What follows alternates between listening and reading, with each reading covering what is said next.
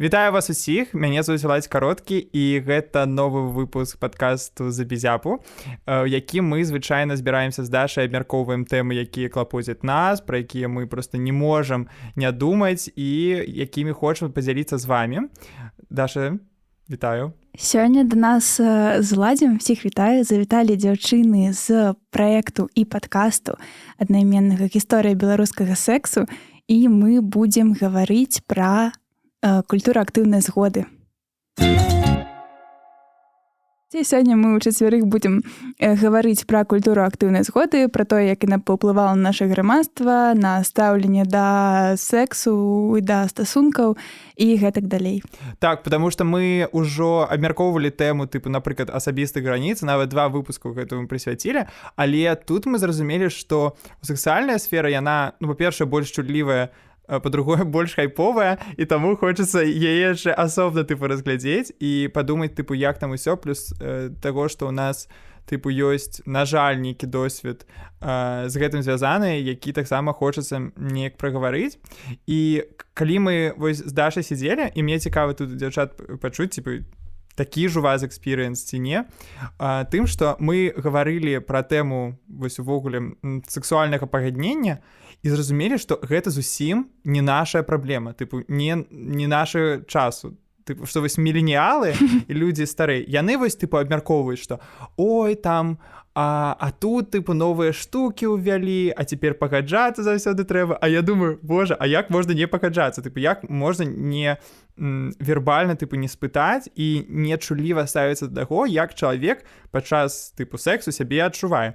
І вось як вы адчуваеце, гэта сапраўды ўжо вось для нашага пакалення, гэта не праблема, ці мы проста з Дашай прывілегіраваныя і ўжо не адчуваем, што гэта дзесьці побач? Да, глядзі, жывыя зумеры, яны настоящие. А вы не лічыце сябе зумерамі? Я адчуваю сябе такой старай зараз. Потому что я міленіалка, по-моему, згодна ўсім гэтым графам. Я лічу, што гэта адчуванне душы. Калі вы кагосьці кэнселілі ў сваім жыцці, значыць, што вы джэн-зі. Это так цяпер называецца, окей. А калі я каго-то токсіла ў сваім жыцці, то я адстойны стары пласт, который трэба забыць. А я перадам маёй маці, што яна таксама джэн-зі, таму што яна таксама кэнселіла людзей ад часу да часу. Так. Вось, увогуле... Так раскажыце пра ваши адчуванні ад грамадства. Зараз распавядзем, камон. Карацей, у мяне ёсць адчуванне, што, можа быць, я сама старая і я займалася сексам са старымі людзьмі, але у мяне гэтая праблема ўзнікала, і гэта праблема была асабіста ў мяне, таму што ад часу да часу ты не разумееш, а што ты хочаш, а табе нешта прапануюць, а ты не ведаеш, а хочаш ты насамрэч ці не. А я той чалавек, які не пыталася перш чым нешта зрабіць, і больш за тое, нават калі мне казалі не, я такая, у сэнсе не, працягваем. То бок вось да такой ступені я пачварная асоба. Вось, і мне падаецца, што гэта праблема сацыяльна-псіхалагічная ўсё яшчэ стаіць. Я не ведаю, можа вы зумеры проста ад нараджэння ходзіце да псіхатэрапеўта, сексолага і каго там яшчэ, вось, і да бацюшкі яшчэ потым у царкву. Але у мяне было не так, і мне, каб усё усвядоміць, зразумець і наладзіць кантакт з чалавекам, мне трэба, канешне, прыкласці намаганні. Мне здаецца, тут яшчэ, можа быць, крыху уплывае розніца ў тым, як мы уяўляем вось гэтую культуру актыўнай згоды. Бо, напрыклад, для мяне, калі я кажу, што для мяне гэта нешта відавочнае і натуральнае, я ўсё ж такі, напэўна, кажу не пра тое, каб, заўсёды адбывалася паміж людзьмі нейкае такое, ведаеце, на словах дамаўленне.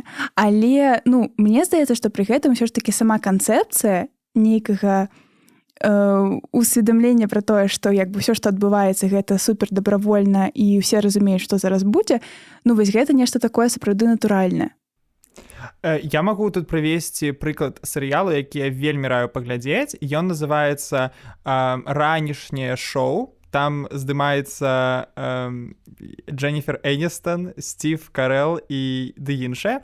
І ён пачынаецца з таго, што там адбываецца сексуальны скандал, звязаны з тым, што адзін з галоўных герояў, Стив Карел, гэты, якога грае, ён абвінавачваецца ў тым, што ён займаўся гэтымі сексуальнымі дамаганнямі. І ў працэсе гэтага мы крыху глыбей знаёмімся з тым, як увогуле ў гэтым ранішнім шоу там існуе вось гэтая культура. Гэта ўвогуле такое важнае выказванне на тэму вось мету і ўсяго астатняга, таму што там сапраўды не ўсё так відавочна, тыпу, усёй праўды мы не ведаем. Таму што, напрыклад, у адной сцэну, тыпу, Стив Карел сядзіць і кажа, тыпу, што я не разумею, тыпу, за што гэта адбывалася, таму што, тыпу, ўсё было па згодзе, тыпу, я нікога, тыпу, там не гвалтаваў, я не браў кагосьці так за шманты, я заўсёды, тыпу, спытваю, тыпу, ты гатова? Яны самі шлі ў мяне да гатэль, тыпу, чаму так адбываецца? І там, увогуле, тыпу, спрабуецца паказаць, чаму гэта не заўсёды так, чаму, напрыклад, там, твая улада, яна робіць, тыпу, іншае, і як этой сцэны адбываецца. І ты там глядзіш на людзей, напрыклад, якія прыходзілі да яму ў гатэль, і ты разумееш, што гэта не была сітуацыя, у якой, тыпу, гэта роўна, і ты адчуваеш гэтую няёмкасць, якую я разумею, што людзі дарослыя, яны не бачаць, яны думаюць, ну ўсё ж, тыпу, па пагадненню. І я адчуваю, што вось гэтая норма, яна, тыпу, ну, вось, рухаецца, а людзі, якія былі раней прагрэсіўнымі, яны ўжо, тыпу, не паспяваюць за ёй.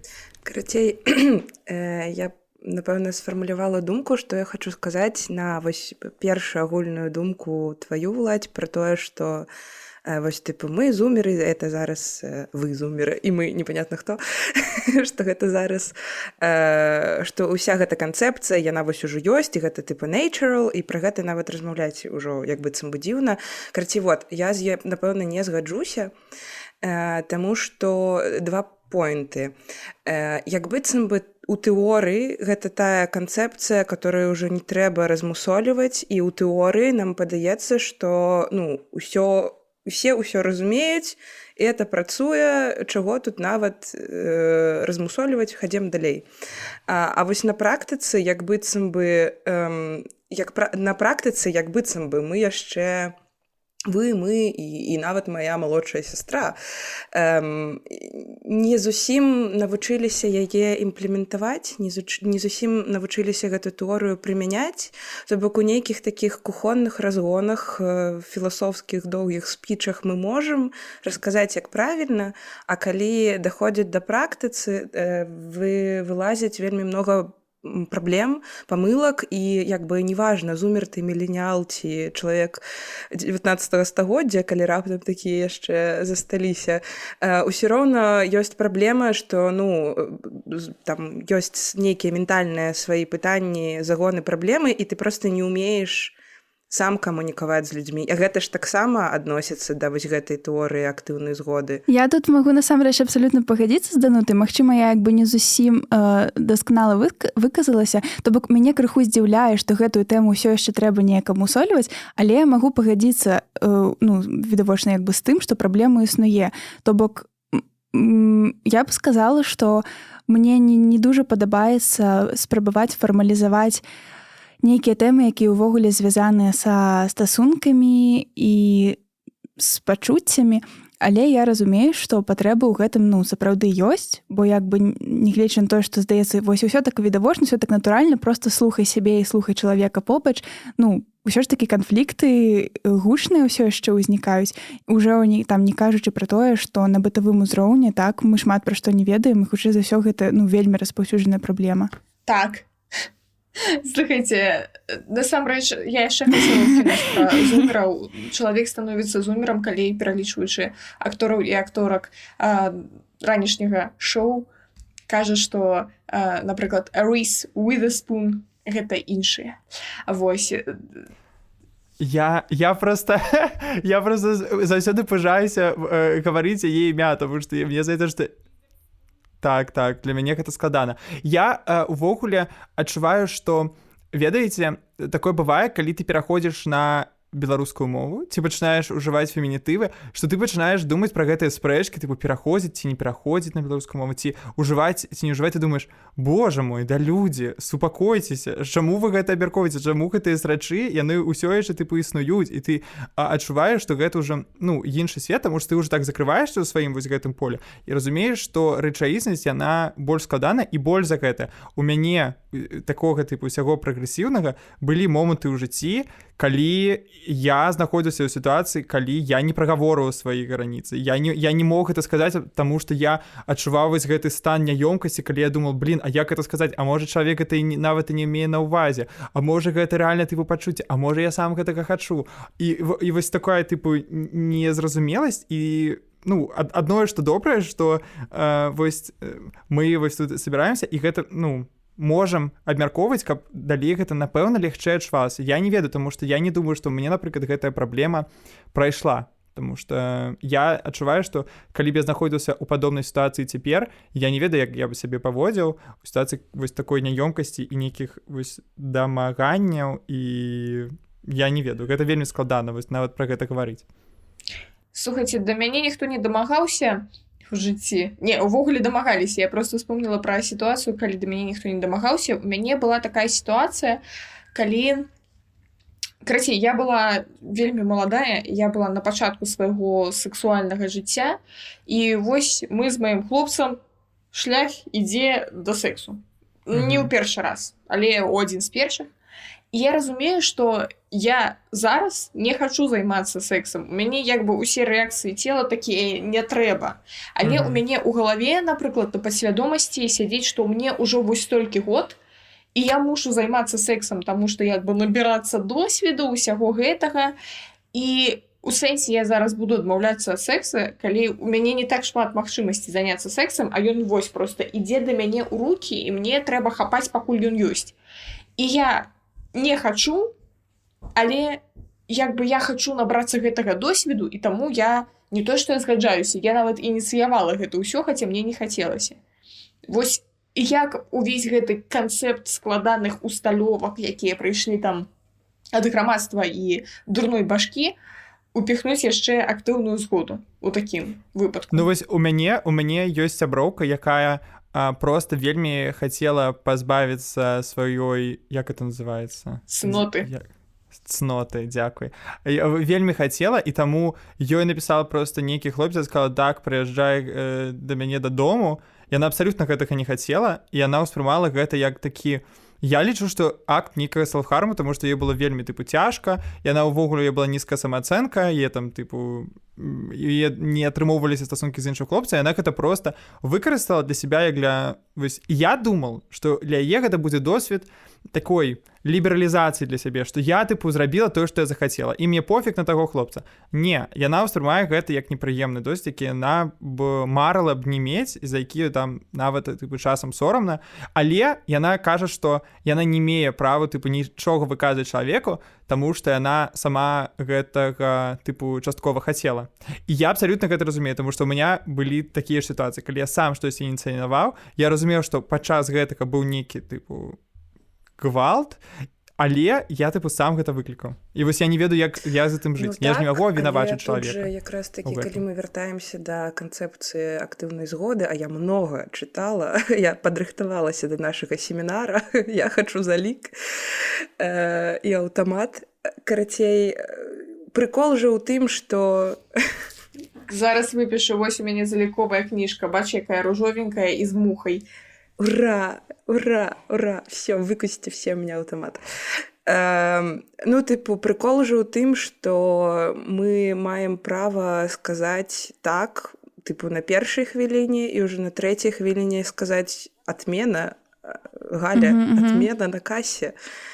І і тут не пытанне, проста вініць іншага, гучыць херавата, магчыма, это просто зараз такое выказванне было, то пытанне, напэўна, не каго вініць першага, а пытанне, каб вось менавіта самому пераступіць праз то, што вот как-то уже неудобно, мы же тут начали, ладно, потерплю, а сказаць, Не, просто часам, калі то тут уже нічога не зробіш.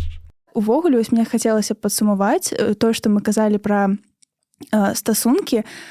Часта, калі мы кажам пра актыўную згоду і пра гвалт ці дамаганне, мы ўсё ж такі ўяўляем сапраўды нейкія такія карцінкі, калі нешта адбываецца нібыта вось супер гвалтоўна, так, і каб кагосьці там вінаваціць ці адчуваць сябе дрэнна, павінна здарыцца нейкая жорсткая сітуацыя, не ведаю, там незнаёмы мужык да цябе жорстка каціў, ты сябе адчувала жудасна ў працэсе, у пачатку, пасля, не магла, не ведаю, даць нармальна нейкі супраціў, але сапраўды, напэўна, у большасці людзей асноўныя сітуацыі, так, якія складваюць усю гэтую карцінку, гэта сапраўды сітуацыі магчыма, са сваім партнёрам, так, з якім вы даўно знаёмыя, з якім вы там 100 разоў праз гэта праходзілі, але нешта здарылася не так і не то, і яно вось так усё сядзіць як бы на падкорцы, стварае нейкі такі фонавы стрэс, да, але хутчэй сапраўды ты ў такіх сітуацыях часцей нават вінаваціш сябе, чым іншага чалавека, праз тое, што ты там не знайшоў моманту, калі сказаць не. У мяне тут быў таксама прыклад, таму што я падрыхтаваўся, таму што вось раней мы жылі ў грамадстве, вось, напрыклад, 100 год таму, дзе мужчыны былі накіраваныя пачуццём такой гордасці, вось так, што яны чувалі, што вось іх ёсць гонару, так, вось гэтага ўсяго. А жанчыны сорамам. Тое, што, тыпу, так, вось тут так нельга, а тут вось такое, таму што, ну, вось, і так было пабудавана гэтае грамадства. І цяпер мы, вось, у мужчын гэта памяншаецца, у жанчын сорам, тыпу, таксама. Яго гонар, яго вядзе. Так, Данута, я зараз тебе дам таксама слова. Але я хацеў сказаць вось што. Ля-ля, мужик, які пайшоў, хачу дамоў слова, хачу не дамоў слова. Не, вы паглядзіце да яго. І будзе яшчэ нешта на 19 стагоддзе тут нагаворваць. Дык я ўсё ж такі скончу. Пакуль што я яшчэ маю, пакуль мы яшчэ маем патрыархальнае грамадства, я буду карыстацца яго умовамі, як магу. Дык вось.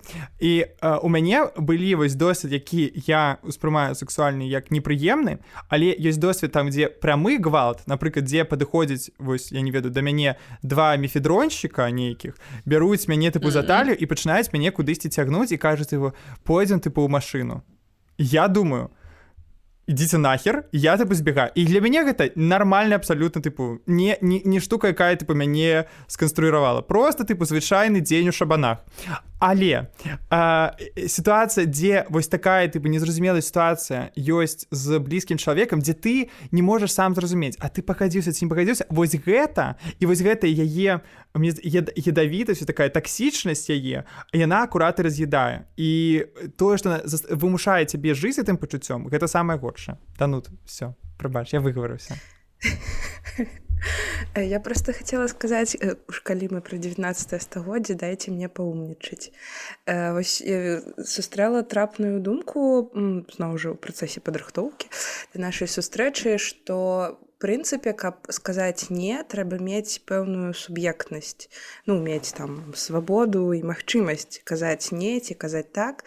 І калі мы вяртаемся да 19 стагоддзя і да 20-го, да і, ну, блін, на жаль, часткова да 21-го, у некаторых краінах, не ў нашай, канешне ж, што як бы у жанчыны такой суб'ектнасці не было. Ну і там у дзяцей відавочна, у якіх-небудзь хворых людзей таксама такой суб'ектнасці не было, і часткова зараз у некаторых няма. І тыпу, ну, в прынцыпе, запытаць што-то ў жанчыны, ты хочаш ці не хочаш, ці ты згодна ці не згодна ў 19 стагоддзі, гэта смешна, як бы і ў 18, і ў 17, таму што яна як бы не можа табе адказаць, не мае права, то бок там прасіць рукі невесты, так это не ў невесты, а ў бацькі, і гэта дагэтуль зноў жа як такі прыкольчык можа захоўвацца, што там чувак ці чувіха спачатку павінны з сям'ёй паразмаўляць, запытаць, ці не супраць, а пасля пайсці там канечкі і запытаць, а ты, Анечка, што думаеш? Но мне, ў прынцыпе, не важна, тваі ўжо сказалі ок.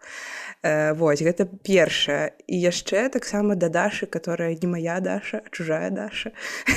Таксама наконт таго, што сказаць не, што, тыпу, Вось наколькі я паразумела, гэта канец 90-х, пачатак 2000-х, што, ў прынцыпе, вось спачатку там у 80-х тэорыя не, значыць, не, а праз яшчэ дзесяцігоддзя паглядзелі, што якраз такі ёсць праблема, таму што чалавек не заўсёды можа сказаць не заўсёды можа сказаць не якраз такі не мефедроншчыкам на шабанах, а блізкаму чалавеку, у которого ёсць нейкая больш такая прыемная эмоцыя да свайго чалавека, і тэорыю тыпу зараз памянялі, і вось зараз якраз такі, што важна, ну так, значыць так, што важна не проста дабіцца ці маўчання, ці адмовы, а важна пачуць згоду прагавораную на сітуацыю, на любую сітуацыю. Нават там, не знаю, у тебя ресничка упала, можно я ее с тебя сдую? Можно. Я б тут, напэўна, хацела яшчэ так дадаць, што акрамя вось таго, што ты сказала сапраўды, што трэба пачуць менавіта згоду, а не адмову. Яшчэ ёсць і некаторыя тэзісы, як бы, якія апісваюць культуру актыўнай згоды.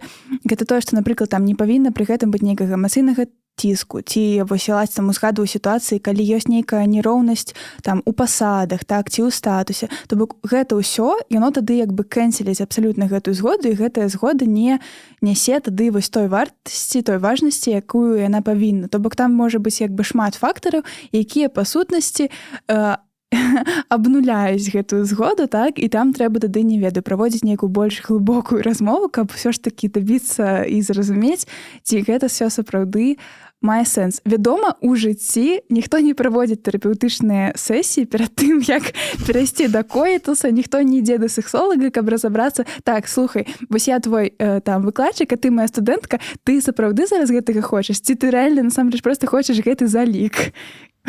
Нейкія вайбы ЕГУ зараз пачаліся. Ну да, яны ідуць да сексолага і псіхатэрапеўта пасля.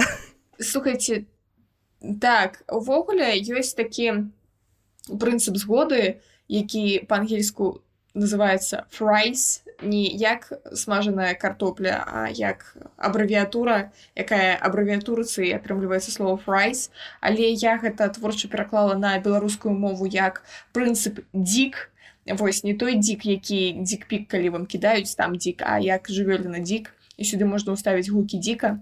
Значыцца, згода мусіць быць добраахвотная, зваротная, заахвочаная, інфармаваная і канкрэтная. То бок, ну, сапраўды, дзік з дзвюма «з», каб табе мала не было. Вось, карацей, што мало таго, што яно мусіць быць добраахвотнае, мне падаецца, з добраахвотнасцю ўсё больш-менш зразумела, зваротнае, у тым сэнсе, што ты ў любы момант можаш сказаць не, што вось мы прагаворвалі, заахвочанае, што гэта мусіць быць не «на, да», а «так, вельмі хачу, давай». Вось, інфармаваная ў тым сэнсе, што ты не мусіш сказаць, а можна я з табой зраблю одну штучку, а ты мусіш канкрэтна сказаць, што хочаш зрабіць. І канкрэтная, зноў жа, ну, можа быць, я нават не ведаю, ну, можа, давай, вось так, значыцца так. Вось. Мне падаецца, што гэта вельмі падобнае на заахвочанае канкрэтнае, гэта два такія смежныя пункцікі. І яшчэ ёсць такі прышпільны мульцік, недзе я натыкалася пра гарбату, што секс як гарбата. Вы прыходзіце да кагосьці да хат, і вам чалавек кажа, хочаш гарбату? І ты кажаш, так, хачу. Ці можаш сказаць, не хачу. І табе не трэба тлумачыць, чаму ты не хочаш гарбату. Не хачу і не хачу, і ўсё. Вось. Толькі не са мной дома. Таму што калі да мяне прыходзяць сябры, часам я кажу, тыпу, слухай, ты будзеш гэта, тыпу, есці? Давайте нам згушчонкі. Вось тут у меня немцы, я жыву ў Нямецчыне. У мяне згушчонка прывёз з Беларусі. Яны кажуць, тыпу, я не хачу згушчонкі. Ты стоп, што? Тыпу, я... давай тебе зраблю. Слухай, у меня есть сгущенка. Давайте гарбату хотя бы зраблю. Я тебе, ты хочешь, я дадам тебе туды сгущенку? Хочешь? Ну, давай, калі лад, я тебя вельмі прашу. Вось я ў гэтым сайце дрэнны прыклад. Я чалавек, які вельмі... Ты харчоўны гвалтаўнік. Згушчоначны радикаліст. Так, это я. Коронная фраза ўладзя. Гэта, ну што мне зрабіць, каб ты пагадзіўся? Ну што мне зрабіць, каб ты сказаў, да, уладзь вось гэты прыёмчык выкарыстоўвай, ніколі не выкарыстоўвайце гэты прыём падчас інтымных сувязяў. Што мне зрабіць, каб ты гэта зрабіў? А мне падаецца насамрэч, што гэта ўсё так звязана з нашай культурай, што табе чалавек кажа не ў якім-кольвек аспекце, а ты можаш пачаць на яго ціснуць, зараз не камень у агарод уладзе, але просто, напрыклад, калі ты малы і табе кажуць пайдзі пацалуй цёцю. Ідзі, Ой, цалуй. да. І ніхто О, не так, пытаецца, ці о, да. хочаш ты цалаваць цёцю ці не.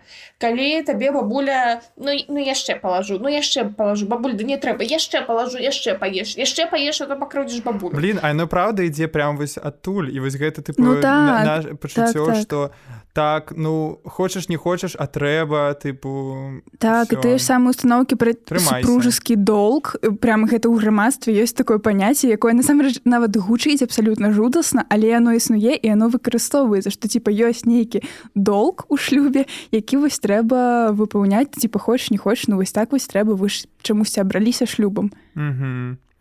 У мяне часам, ведаеце, я калісьці Даша такое казаў, просто, мне здаецца, у асабістай размове, што мне здаецца, што вось патрыархат настолькі тыпу моцна сядзіць у маёй галаве, што мне бывае складана будаваць стасункі з жанчынамі, таму што я думаю пра тое, як шмат я павінен рабіць. Тыпу, што я павінен рабіць тое, в сэнсе там, набываць каву, а тут ты бы прыйсці з кветкай, а тут гэта, я думаю, гэта такія дзіўныя стэрэатыпы, якія сядзяць у маёй галаве, і іх нібыта вось мне з маім мазгамі Gen-Z складана гэта выкінуць з іх, таму што яны дзесьці вось все трымаюцца і сядзяць. Я хожу да тэрапеўткі і з ёй уже гавару пра тое, тыпу, як гэта можна змяніць. Слухай, а я вось насамрэч наконт кветак. Просто, значыцца, можа быць, out-of-topic крышку, але ўсё ж такі я гэта узгадаю.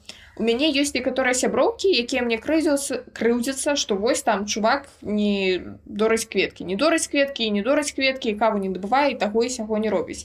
І з аднаго боку ён не мусіць, я гэта разумею. Калі ты ад яго нешта хочаш, ты мусіш папрасіць. Але з іншага боку, я думаю, цябе...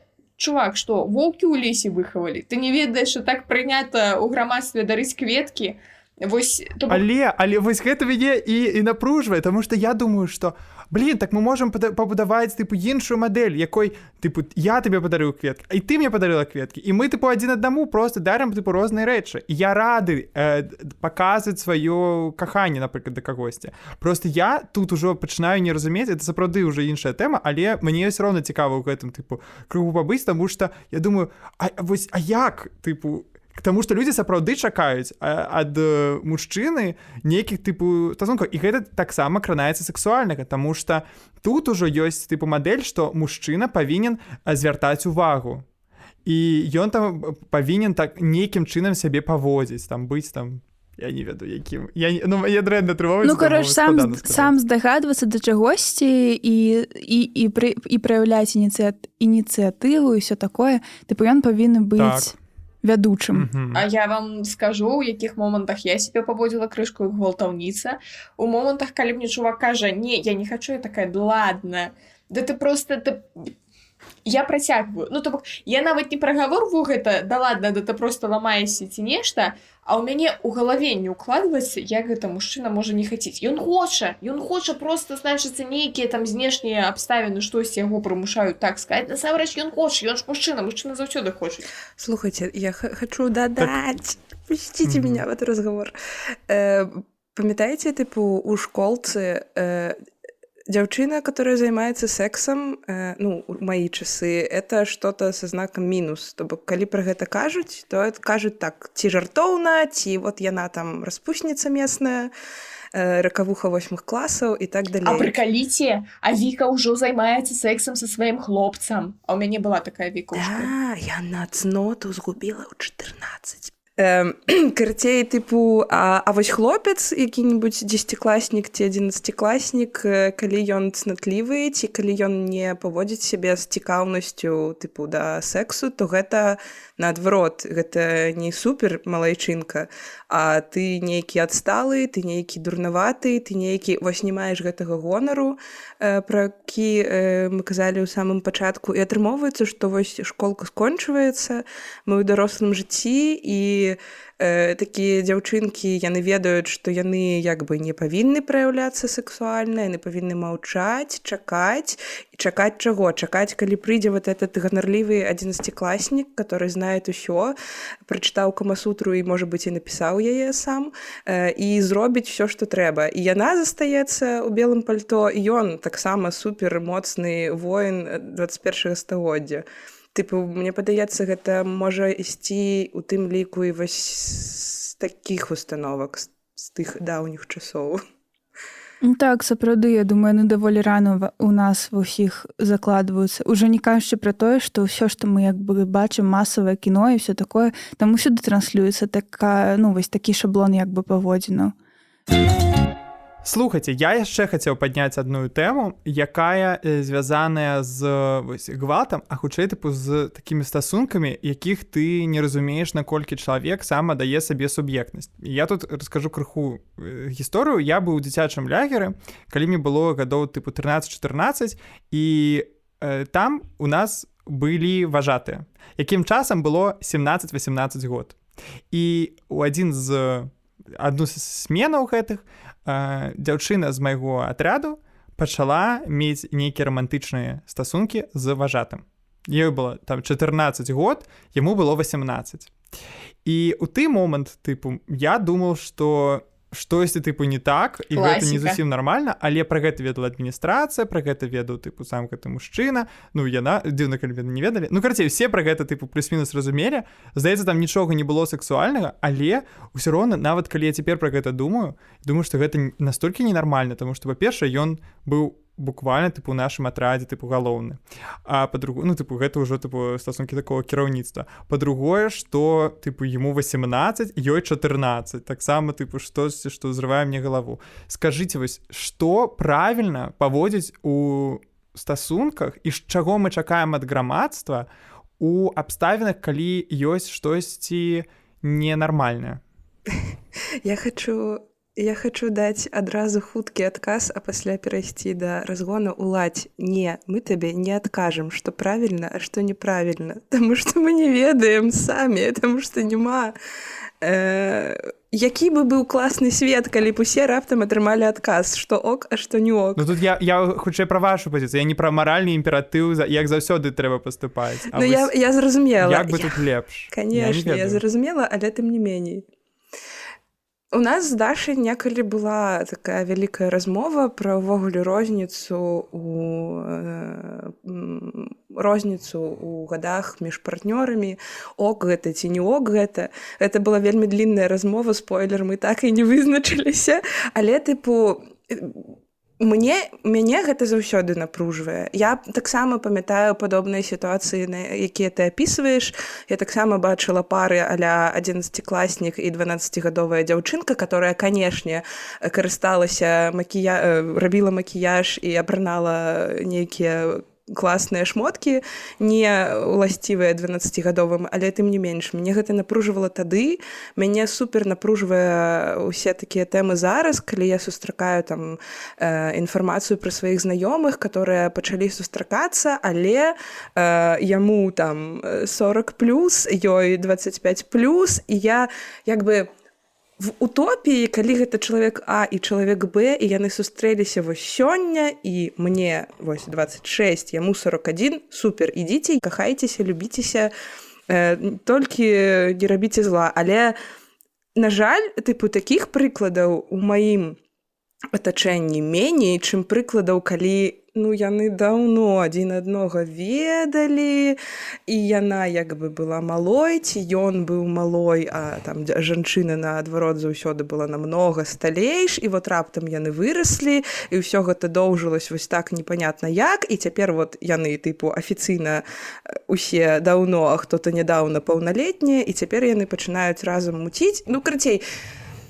як быццам бы вось у утапічным свеце ўсё ок, а калі трошкі утопію адсунуць у бок, то што-то ў гэтым мне не падабаецца. І дысбаланс улады, і тое, што ўсё ж такі чалавек быў малым. І і як бы больш дарослы чалавек на яго ўсплывае, да, і на вачах вырас, а магчыма, як бы быў выхаван пад, калі вы разумееце, пра што я. Усё гэта гучыць трохі склізка і крышачку так агідненька. Хаця зноў жа, тыпу, не хочацца быць такім чалавекам, который нейкі стэрэатып вось прыняў у сваёй галаве, што это дрэнна, і шэйдзіць на сваіх жа знаёмых, як быццам бы, ну, яны і дарослыя, і яны маюць права. Это да пытання, што як бы і з аднаго боку мне это не падабаецца, і з другога боку мне не падабаецца мая рэакцыя на гэта, і як бы ўсё такое шэрае, разумееце, шэрае, не белае і не чорнае.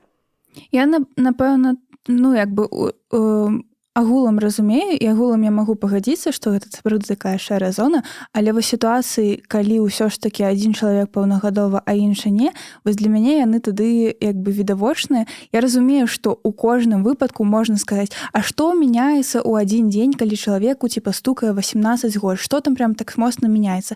Але тут тады атрымліваецца, што ў нас няма ніякага кантролю над такімі сітуацыямі, і мне здаецца, што ўжо лепш тады хоць нейкія правілы канкрэтныя, чым ніякіх, бо сітуацыя, калі аднаму чалавеку 14, а іншаму 18, вось мяне такое пужае жорстка, бо для мяне 14-гадовы чалавек уяўляецца, як ўсё ж такі падлетак з яшчэ пакуль што вельмі нестабільнай псіхікай, і яна толькі-толькі як бы яшчэ фарміруецца. Гэта рэальна, ну, прабачце, пераходны ўзрост. Вось, і тут у мяне як бы шмат пытанняў да хлопца, які быў важатым, якому было 18 год, і якога увогуле прывабіла чамусьці фарміруючыся падчас гэты малая дзяўчынка, чаму ўвогуле гэта ўсё пачалося, і чаму ён, калі ў яго там нават быў нейкі парыў, яго проста, ну, не спыніў у гэты ж момант. Калі там сапраўды было нейкае, ведаеце, каханне з першага погляду, у мяне тут тады ўзнікае як бы пытанне, а чаму тады, ну, а чакай тады, калі ты так ужо закахаўся, як бы, ну, чакай вас 4 гады, напрыклад, і потым пачынае хоць неяк рухацца. Я спадзяюся, што там сапраўды, як Ладзь кажа, напэўна, не было ніякіх больш блізкіх стасункаў, але мне такія сітуацыі пужаюць яшчэ праз тое, што калі я была ў лагерах, там часта сустракала крыповых мужикоў важатых. Я зараз узгадала караценькую гісторыю, у мяне неяк, я была яшчэ менш за 14 год, мне было 11, магчыма. У нас быў важаты мужик такі гік, чыста шаблонны.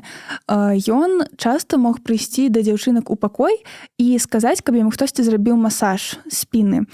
І гэта было не так, ведаеце, нават здароўкі, типа, ці можа мне хто-небудзь зрабіў масаж. Ён казаў, типа, ты там зрабі мне масаж. А ён такая, ой, не, там не хачу. І ён просто тады казаў, ну, камусьці іншаму, і гэта было сапраўды як прымушэнне. Яшчэ я памятаю такую сцэну, што потым нейкая дзяўчынка типа не пагадзілася, і яны пачалі жартаваць, і ён взяў яе за рукі і так ось прыжаў да сцяны, то бок з паднятымі рукамі. Я зараз, калі гэта ўзгадваю, мне робіцца абсалютна жудасна, але ў той момант усе разумелі, што гэта неяк дзіўна, але ніхто нічога не рабіў. Я памятаю пару разоў больш сталая, там такая бабуля важатая, яго неяк адзёргівала крыху, типа, калі ён там кагосьці прасіў сесці яму на калені ці нешта такое, але агулам гэта як бы было, ну, гэта проста ігнаравалася.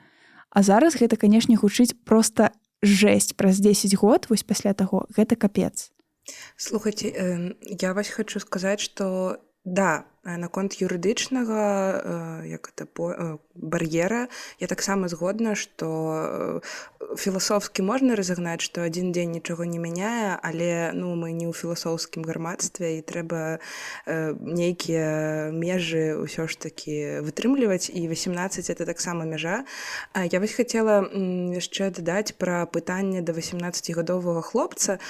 Я, напэўна, таксама далучаюся да твайго пытання да яго, што это быў за хлопец, чаму яго прываблівала 14гадовая, але, напэўна, больш у мяне пытанняў да адміністрацыі, таму што вось з расказу Ладзя, як бы з таго, што ён сказаў, што ўсе ўсё ведалі і ніхто нічога не рабіў, ну, тыпу, у мяне вялікія пытанні да тых дарослых людзей, которые ведалі, што вось ён юрыдычна паўнагадовы, яна юрыдычна не, ёй 14, яму 18, ён мае ўладу, яна яго, тыпу, ён кіраўнік яе атрада, і ок, супер, гэта Ромео і Джульетта, гэта не што-то дрэннае, гэта не што-то небяспечнае, таму што калі раптам яна зацяжарыць, это ж ваш летнік і вашы у тым ліку праблемы. Пакідаючы за дужкі, што это і яе праблемы таксама, і яго праблемы таксама. Але, ну, тыпу, хай дзеткі развлекаюцца. І гэта таксама падыход, типа, супер мне не блізкі. Слухайте, я хотела две рэчы сказаць. Адно просто, каб тут не распаўсюджваць усякія юрыдычныя фейкі, у Беларусі па беларускім заканадаўству легальна даросламу чалавеку паўнагадоваму займацца сэксам з чалавекам, якая дасягнулі 16 год. То бок гэта просто да юрыдычных пытанняў. Вось, просто каб не распаўсюджваць фейкі, што там кшталту там табе 19, тваёй дзяўчыне 16, вы не можете займацца сэксам. Можете па беларускім законе. Вось, працягваючы пра тое, што не так з адміністрацыяй. Я ад часу да часу узгадываю, у нас столькі было каля педафільскай нейкай фігні ў дзяцінстве, калі шчыра. У нас быў нейкі дзіўнаваты выкладчык ангельскай мовы, які вельмі любіў кранаць дзетак у сітуацыях, якія таго зусім не патрабавалі. То бок, калі там чалавек адказвае нейкі пераказ па ангельскай мове, і чувак падыходзіць нешта, пачынае прыабдымаць, папраўляць валасы на тым дзіцёнку. Ну, карацей, нейкая дзіўная фігня атрымліваецца. У нас быў такі дзіўны выкладчык у школе мастацтваў таксама, які там дазваляў сабе дзяцей патрогаць, пашлёпаць, яшчэ нешта такое. І пра гэта больш-менш ведалі. Пра гэта казалі бацькам. То бок, пра гэтага выкладчыка ангельскай асабліва не казалі, таму што ён як быццам бы нічога такога не рабіў. Ну, падышоў, ну, прыабняў. А нас жа не вучаць у дзяцінстве, што ты не можаш, ты не мусіш трываць аніякія там дакрананні дарослых людзей, якіх ты не хацеў, асабліва калі гэта, чужы чалавек, там, не ведаю, не доктар, які цябе глядае. Вось. І бачна было, што ўсе дарослыя вакол, там, адміністрацыя школы, дырэктарка, іншыя настаўніцы, яны на гэта так паглядаюць, кшталту, ну, фігня нейкая. Але яны з гэтым зноў жа нічога не робяць, таму што я нічога не бачу, я нічога не бачу, з гэтым жа прыйдзецца разбірацца, ну, літаральна, вось, сексуальнага гвалту няма, а што тут это? І ў выніку атрымліваецца, што праз гэтае ігнараванне вось і становяцца дапушчальнымі такія падзеі, якіх было сплош і радам у нашым жыцці. Мне ведаеце, чым цікавая сітуацыя з гэтым лекарам, таму што вось тое, што опісваеш ты, Даш, яно звязана з такім прамым гвалтам. І яму я разумею, як супрацьстаяць. А тут можа з'яўляцца сітуацыя кахання. І у мяне тут пытанне, я ўяўляю, што, напрыклад, гэта была б мая дачка. Вось што я б мог рабіць? Просто забараніць і сказаць, я забараняю гэта, просто адвесь яе з гэтага лягеру, няхай тыпу плача, тыпу думае пра гэтага хлопца, все такое. Но яна можа пайсці ў адмову, яна можа тыпу збягаць і ўсё такое. Тыпу, вось, можа не збягаць? Ну, я просто, як мінімум, тыпу, я ведаю гісторыі, вось, які здараліся, і чалавека спрабавалі вось так вось баяліся вось гэтай адмовы, што чалавек просто зыдзе ў сябе, што чалавек просто там будзе з'яўляцца тыпу нейкія псуючыя думкі, і таму такая складанасць, калі гэта не просто нейкі гвалт, а ў гэтым ёсць нейкія пачуцці, і ты не ўяўляеш, што гэта такая розніца, калі тебе 16, каму-то 18, ты, можа, гэтага не разумееш. Плюс я б так уже не пазбаўляў суб'ектнасці за прыняцце рашэнняў тыпу людзей тыпу 16-15. Я не кажу, што тыпу яны там штосьці тым вырашаюць, просто я думаю, умоўна кажучы, што я б даваў людзям тыпу 14 год тыпу галасаваць, і я б не лічыў, што яны тыпу ой, у іх там гармоны, таму што я лічу, што гэтыя людзі ўжо з гэтага сэнсу тыпу ўжо могуць прымаць тыпу нейкія галасы, але абараняць іх трэба. Просто тут ужо пытанне у тым, як. Калі вяртацца да той жа метафары пра гробаную гарбату, то атрымліваецца, што чалавек не можа даць вам згоду на гарбату ці на секс, калі ён не ў псіхічным стане, не ў недастаткова дарослы, каб даць вам згоду. То бок, калі чалавеку 5 месяцаў, вы яму не прапануеце гарбату. Калі чалавек, не ведаю, што ў псіхатычным нейкім стане ў яго галюцынацыі, ён вам не можа сказаць, што я хачу гарбату, і адказваць за тое, што ён хоча гарбату. Калі чалавек не ў свядомасці, калі ён спіць, не трэба прапанаваць яму гарбату. Ён не ў свядомасці, і ён спіць. Вось мне падаецца, што з сексам такая ж самая гісторыя, і калі мы кажам пра тое, што чалавек недастаткова дарослы, недастаткова ментальна дарослы, недастаткова разумны і недастаткова свядомы, то мы не можам яму прапанаваць сексуальныя стасункі. Асабліва, калі мы самі не ў тым жа самым стане дзецкасці і недаросласці, а іерархічна вышэй па гэтай лесвіцы. Ну так, тут як бы так і атрымліваецца, што мы вяртаемся да вот гэтых тэзісаў актыўнай згоды, типа якія там павінны саблюдацца іншыя ўмовы, акрамя слова так. Я ўвогуле лічу, што важна ў гэтай сітуацыі, вось як тое, што я патрабую ад грамадства, то я і думаю, што я буду сам выкарыстоўваць у такіх сітуацыях, гэта акурат проста адысці ад гэтай сітуацыі, проста взяць іншы вуголь тыпу узору і просто тыпу зрабіць паузу, каб штосьці асэнсаваць. Таму што часам у такіх сітуацыях ці калі гэта штосьці тыпу, што нагадвае педафілію, ці ёй з'яўляецца, ці гэта проста моманты, калі ў цябе гвалты, ці проста такая няёмкасць, часам ты, калі знаходзішся ўнутры гэтага, ўжо складана з гэтага нармальна тыпу сысці. А часам трэба просто так вот замарозіцца, зрабіць вось крок назад і взяць для сябе паузу. І мне здаецца, што гэта вельмі важна, просто вось часам даваць сябе не бегчы ў гэтым. Так, у тэорыі, як быццам бы, калі мы не разглядаем нейкія суперскладаныя этычныя сітуацыі, у тэорыі, у прыкладанні на бытавое жыццё, што такое актыўная згода, мне зразумела. На практыцы, не гледзячы на ўсё маё разуменне, на практыцы я не магу сказаць, што я магу сябе паводзіць у 100% так, як патрабуе гэтага вось такія паводзіны і тэорыі актыўнай згоды. То бок і я, на жаль, часам не кантралюю як бы свае паводзіны ў працэсе, я іду па нейкіх такіх стэрэатыпічных тропах, па которых я прывыкла ісці, ці па которых я, серыялаў 2000-х бачыла, што ідуць людзі, і толькі пасля, калі я скончываю там размову ці камунікацыю любую, і пасля я дома ў цёмным пакоі сяжу і пачынаю задаваць сабе пытанне, а што гэта такое было? Яшчэ рана, яшчэ трэба зразумець, што адбылася, асэнсаваць, што, господі, я сябе павяла як ідыётка. Навошта я там навошта я казала не і давала магчымасць людзям мяне паўгаворваць, сказаць, типу так, ці наадварот, навошта я казала так, хаця разумела, што, напэўна, па выніку я скажу не. Вось гэта ў пытаннях маіх асабістых паводзін. І яшчэ многа, панятна, могуць быць другіх кейсаў. То бок, складанасць у тым, што ў тэорыі ўсё гучыць як быццам бы класна, ўсё гучыць як быццам бы зразумела, і ўвогуле не павінна выклікаць абсалютна ніякіх пытанняў, што трэба задаць пытанне, атрымаць адказ і пайсці далей. А ў жыцці, на жаль, вось у мяне пакуль што гэта так не працуе. Я стараюся, канешне ж.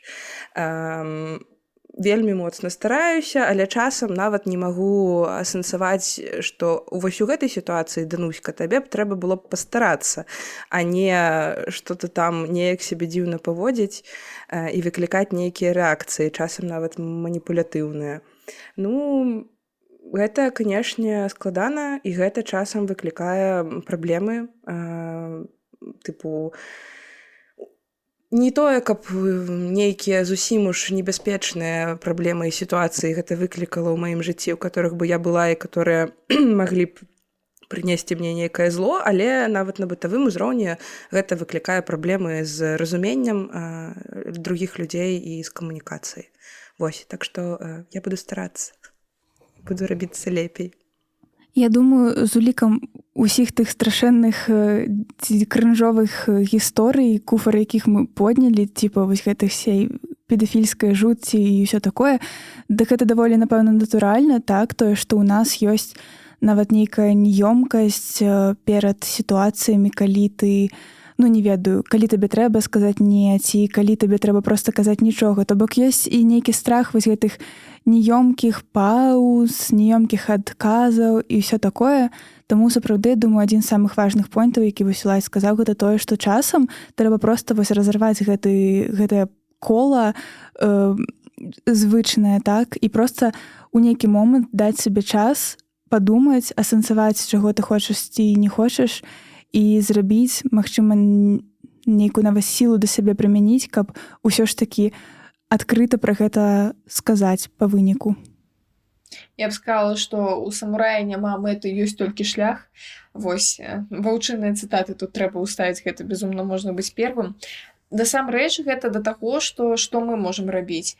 Мы можам максімальна намагацца быць карэктнымі і этычнымі датычна іншых людзей, то бок за лішні раз пытаць, за лішні раз перапытаць, не рабіць, калі мы не ўпэўненыя, што чалавек насупраць нас гэтага хоча, ні на кога не ціснуць, а што датычыцца нас і нашых рэакцый, і нашых адказаў, і калі мы там сказалі так, а насамрэч не вельмі хацелі, калі мы там сказалі не, а насамрэч вельмі хацелі, гэта ўжо пытанне да нашай уласнай бясконцай рэфлексіі, не ведаю чаго, абмеркавання з псіхатэрапеўтамі і псіхатэрапеўткамі, і ў выніку мусіць і выніка няма, гэта проста нейкі працэс, дзе мы мусім сябе паляпшаць, але не пасыпаць галаву попелам за тое, што мы робім памылкі нават у гэтым, таму што мы ва ўсіх даже сферах жыцця робім памылкі, камон, мы людзі. Мне здаецца, добра мы ўсё падсумавалі, і ўвогуле дзякуем вялікі, што прыйшлі. Шмат было цікавага, шмат было новага, вось, напрыклад, з тым жа самым Зікам, вось. Дзякую вам, дзяўчаты. Мне здаецца, вельмі карысна атрымалася размова. Вельмі карысная. Так, трэба падпісацца абавязкова на Інстаграм гісторыі беларускага сэксу, падпісацца на нас на ўсіх магчымых падкаст-платформах, паставіць лайкі, і што яшчэ, Дана, трэба зрабіць? Яшчэ падпісацца на Patreon за Безяпу і таксама на наш Інстаграм, і абавязкова расказваць сваім сябрам пра гэты выпуск, пра выпускі падкасту гісторыі беларускага сэксу і пра нашы выпускі, пра ўсё расказваць. Вы ведаеце, што гэта, дарэчы, па даследаваннях самая прасоўваючая падкасты штука. Не рэпосты, не лайкі, а вось менавіта тое, што людзі проста дзеляцца іншым. Я вам распавяду мем, мне сёння моя псіхатэрапеўтка расказала. Карацей, да яе прыйшла дзяўчына, яна кажа, кшталту, вось, я там вырашыла перайсці на беларускую мову, і мяне на гэта натхніла такая Дар'я Гардзейчык, вядучая падкастаў добрых і розных. І моя псіхатэрапеўтка сидзіць такая хихік, а яна ж не можа паэтыцы сказаць, што я таксама яе пацыентка. І яна такая, да, файная дзяўчына, ведаю яе. Вось, так што, сапраўды, ад часу да часу людзі расказваюць пра нашыя падкасты нават на псіхатэрапіі. Цудоўна. Слухайце і ўсё. І ўсё.